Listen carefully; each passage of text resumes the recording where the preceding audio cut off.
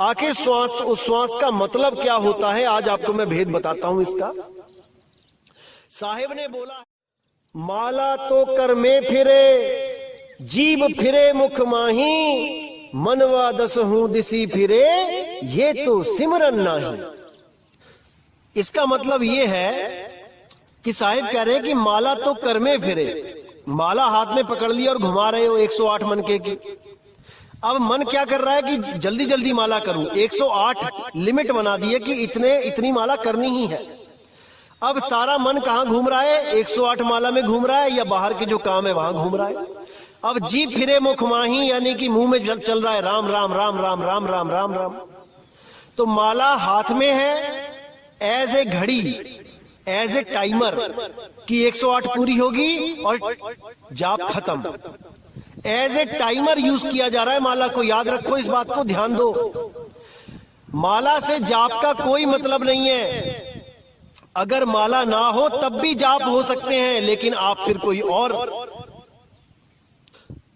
विधि अपनाओगे 108 गिनने के लिए, उंगलियों पे गिनने लग जाओगे। तो कहने का मतलब है कि माला अलग है, जाप अलग है।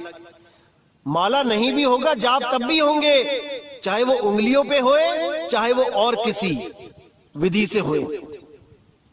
तो माला अलग है और जाप अलग है। बिना माला के भी जाप हो सकता है, आप बिना माला लिए जाप करो, राम राम राम राम राम राम राम जपते रहो शाम तक, माला की जरूरत ही नहीं पड़ेगी।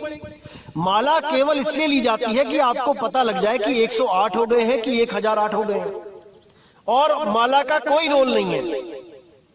इसी तरह जब श्वासों की बात आती है तो कबीर साहब ने बोला है कि माला श्वास उश्वास की, फेरेंगे निज दास, 84 भर में नहीं कटे काल की फांस। अब यहां पर साहिब ने बोला है कि तुम माला फेर के टाइमर लगा लिया तुमने, ये तो तुम ऐसे कर रहे हो जैसे एहसान कर रहे हो परमात्मा पे कि मैंने इतनी माला फेर ली तेरी, मुझे मुक्ति चाहिए।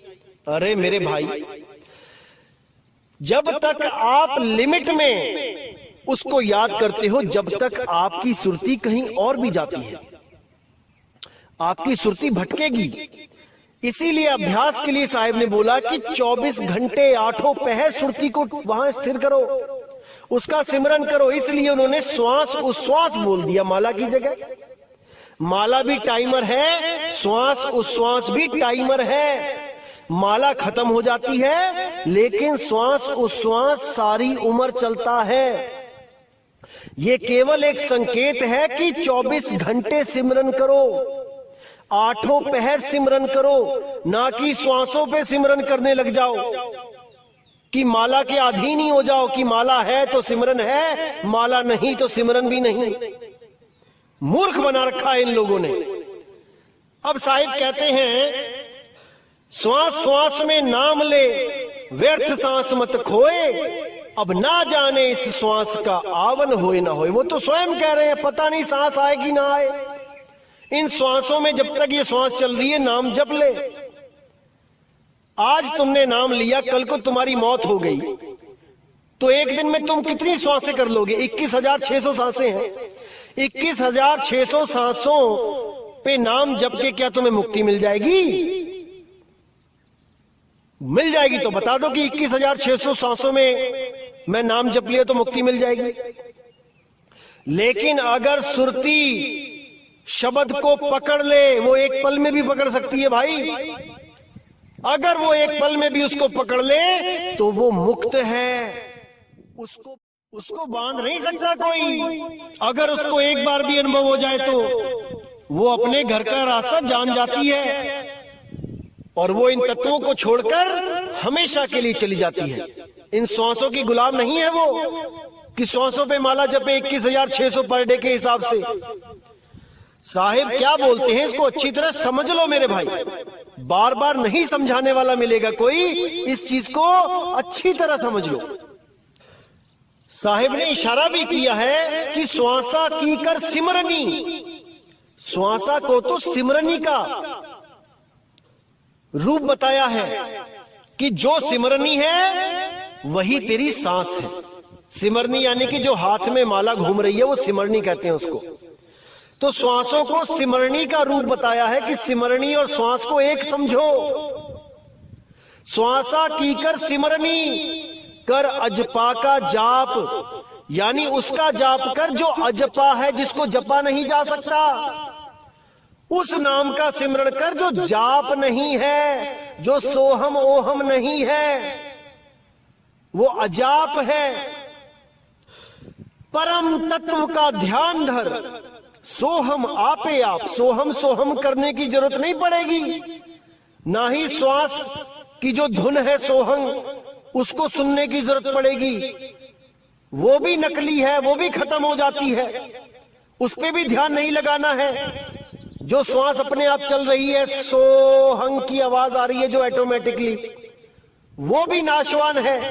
लेकिन साहिब कहते हैं परम तत्व का ध्यान धर, उस परम तत्व का ध्यान धर जिसका कभी नाश नहीं होता, जो इस देह में नहीं है, जो इस देह से न्यारा है। इस देह में जो कुछ भी है वो नाशवान है।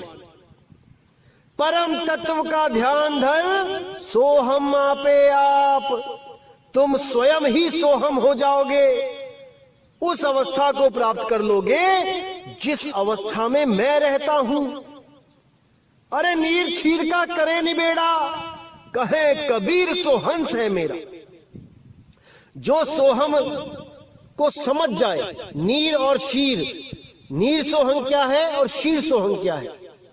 नीर में क्या आता है, जाप अजपा अनहद, ये नीर यानी पानी है। और वो सार नाम क्या है, वो सोहंग अवस्था है।